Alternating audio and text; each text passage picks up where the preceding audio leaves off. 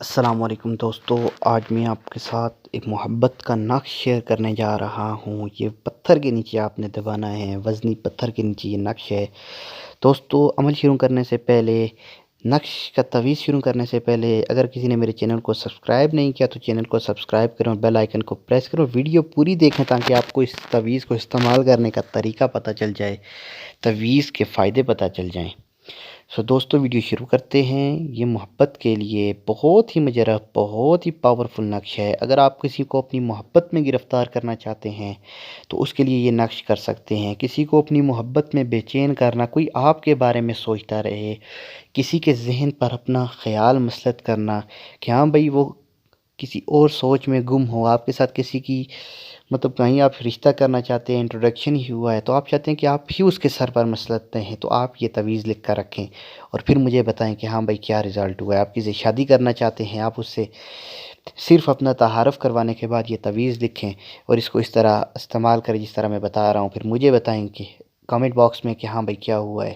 تو دوستو سب سے پہلے آپ نے اس کو ایک بالکل سادے کاغذ پر لکھنا ہے، اس کاغذ پر کوئی چیز نہ لکھی ہوئی ہو، ٹھیک ہے؟ اور یہ نقش لکھنا ہے آپ نے، اگر آپ کے پاس زعفران، عرق گلاب، مشق سے لکھیں، ٹھیک ہے؟ اس کو لکھنا ہے زعفران، عرق گلاب اور مشق سے۔ اگر مشق نہیں ہے، زعفران، عرق گلاب اور زمزم کا ذرا سا پانی قطرہ ہے اس میں ایک تو استعمال کر لیں۔ اگر زمزم کا بھی نہیں ہے اور زعفران اور عرق گلاب آرام سے مل جاتے ہیں، ان سے آپ لکھ سکتے ہیں۔ تو آپ نے دوستو یہ نقش لکھنا ہے بعد نماز فجر، یہ اور کسی وقت نہیں لکھنا، فجر کی نماز کے بعد ہی لکھنا ہے۔ بہتر دن اس کے لیے بہتر وقت یہی ہے کہ بعد نماز فجر، پیر کو، منگل کو اور جمعے کو لکھنا ہے، یہ بہتر دن ہے۔ آپ کسی بھی دن لکھ سکتے ہیں لیکن یہ تینوں دن بہتر ہیں۔ تو نقش لکھنے کے لیے آپ نے یہ جو نظر آ رہی ہیں اسی طرح ہی آپ نے پہلے ایک خانہ بنا لینا ہے۔ خانہ بنانے کے بعد جس طرح اوپر کاف جس تعداد میں لکھی اسی طرح آپ نے اس کا کاف لکھنا ہے، ٹھیک ہے؟ جس طرح لکھا ہوا ہے۔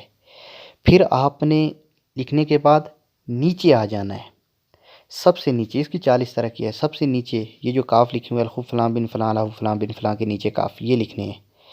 پھر جو الحب کے ساتھ کاف لکھی ہوئی ہیں یہ کاف لکھنے ہیں 5۔ پھر آخر میں فلاں بن فلاں کے آگے جو کاف لکھے ہوئے ہیں یہ 5 کاف لکھنے ہیں۔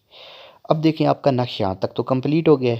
اب آپ نے نقش درمیان میں لکھنا ہے الحب فلاں بن فلاں، اپنا نام، اپنی ماں کا نام، مطلب میرا نام ہے ناصر، میری ماں کا نام ہے خورشید، الحب ناصر بن خورشید، الحب لڑکی کا نام ہے جی جویریہ، جویریہ بنت فلاں اس کی ماں کا نام، اس طرح لکھنا ہے۔ لڑکے کے بھی درمیان میں بن، لڑکی کے درمیان میں بنت، ٹھیک ہے؟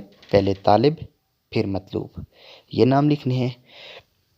اور اس نقش کو لکھ کر کسی چیز میں لپیٹ دیں تاکہ اس کو پانی سے خراب نہ ہو سکے۔ اس کو وزنی پتھر کے نیچے دبانا ہے۔ وزنی پتھر جتنا زیادہ وزن اس پر پڑے گا اس کے موکلات اتنے ہی مانوس ہوں گے اور آپ کا کام اتنا ہی جلدی ہوگا، اتنا ہی بہتری سے ہوگا۔ انشاءاللہ چند دن میں آپ کو نتیجہ نظر آ جائے گا۔ اگر آپ کو ہماری ویڈیو اچھی لگی ہے ہمارے چینل کو لائک کریں، سبسکرائب کریں، ہماری ویڈیو کو لائک کریں، شیئر کریں اور بیل آئیکن کو پریس کریں۔ اللہ نگہبان۔